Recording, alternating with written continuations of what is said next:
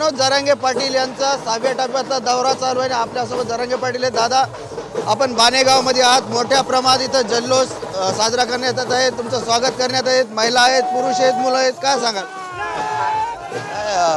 महाराष्ट्रातला मराठा समाज सध्या आरक्षणासाठी एकवटलेला आहे। तसेच गोदापट्ट्यातल्या 123 गावात सध्या गाठी भेटी सुरू आहेत। या गाठी भेटीला रात्री 4:30-5पर्यंत कार्यक्रम चालले। मराठा समाज जिथं कार्यक्रम असेल तिथं घरी जायला तयार नाही, तो झोपायला सुद्धा तयार नाही।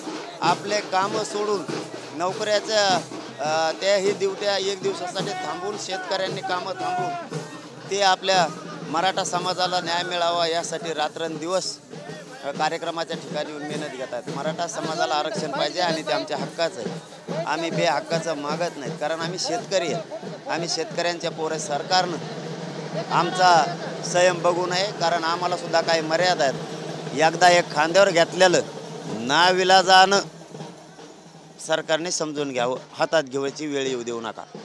तेव्हा छगन भुजबळ असं म्हटले की चुकीच्या नोंदी दिल्या जात आहेत, दाखले दिले जात आहेत आणि जरांगे पाटलांच्या मागण्या वाढतच चालल्या आहेत। ते काय येडं आहे, ते काय लय शान आहे का? ते वाढत चालल्यात चुकीच्या आहेत। तूच लय शान आहे, सरकार येडं आहे का?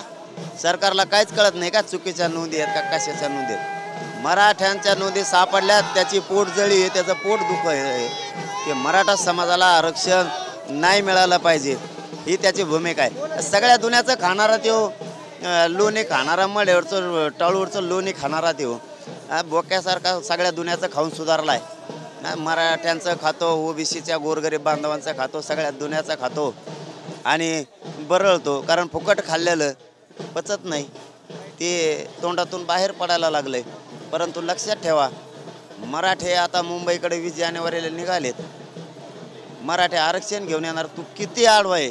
जर आरक्षण नाही आणलं ना तर नाव बदलून ठेवते। मराठी लक्षात ठेवतो, आरक्षणच मराठी ओबीसीतून घेणार आणि आम्ही ते मिळवणार आणि सरसकट मिळवणार। मराठी 20 तारखेला मुंबईला जाणार आणि आरक्षण घेऊनच येणार असा ठाम विश्वास जरांगे पाटलांना आहे। कॅमेरामॅन अमित आडेसह संजय सरोदे, TV9 मराठी, जालना।